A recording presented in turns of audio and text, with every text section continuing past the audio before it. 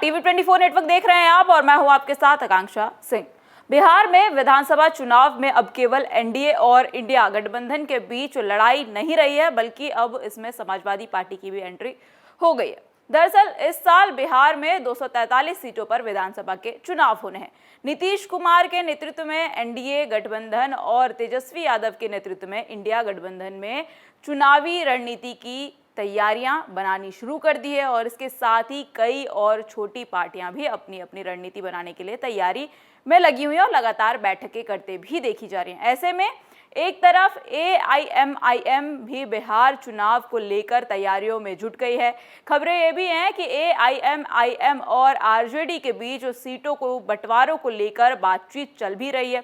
सीमांचल क्षेत्र की सीटों पर मामला अटका हुआ है। एआईएमआईएम वहां की सभी 24 विधानसभा सीटों पर अपना दावा कर रही है। वो चाहती है कि वहां की 24 सीटें जो है वो मिले एआईएमआईएम को, जबकि आरजेडी और कांग्रेस इस मसले पर आपसी सहमति बनाने की कोशिश में लगे हुए हैं। एआईएमआईएम के बिहार अध्यक्ष और अमौर से विधायक अख्तरुल इमाम ने कहा भी है कि उनकी पार्टी महागठबंधन के साथ मिलकर चुनाव लड़ने के लिए तैयार है।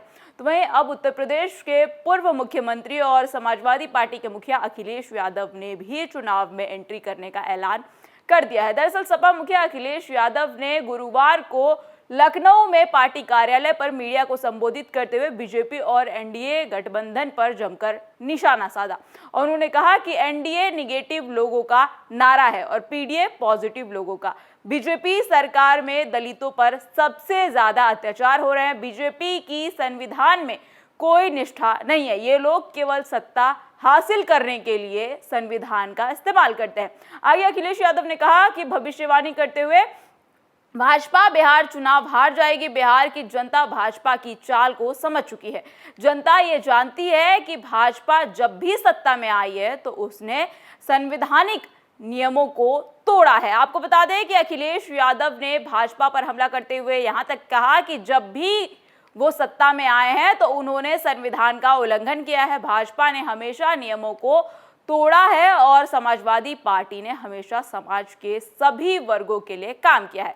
हमेशा गरीबों और कमजोरों के साथ खड़े रहे हैं और आगे भी खड़े रहेंगे। दरअसल समाजवादी पार्टी और खासकर अखिलेश यादव बिहार चुनाव को लेकर काफी गंभीर हैं और वो तेजस्वी यादव को मजबूत करने और भाजपा को हराने के लिए हर संभव प्रयास भी करते नजर आ रहे हैं। उनके बयानों के बाद ऐसा माना जा रहा है कि जिस तरीके से अखिलेश यादव तेजस्वी यादव को समर्थन दे रहे हैं, वो सीटों को लेकर समर्थन नहीं दे रहे हैं, लेकिन इंडिया गठबंधन के एक नेता होने के तौर पर, एक साथी होने के तौर पर वो बिहार में साथ देंगे। हालांकि अखिलेश यादव ने यह भी स्पष्ट कर दिया है कि बिहार में सपा किसी भी सीट पर चुनाव नहीं लड़ेगी, लेकिन चुनाव में समाजवादी पार्टी तेजस्वी यादव का समर्थन खुलकर करेगी और लिस्ट बनाकर समाजवादी पार्टी के तमाम नेता और खुद सपा प्रमुख अखिलेश यादव तेजस्वी यादव के लिए प्रचार प्रसार भी करेंगे। बिहार के लिए तेजस्वी यादव के लिए रैलियां भी करेंगे और बिहार की जनता से वोट की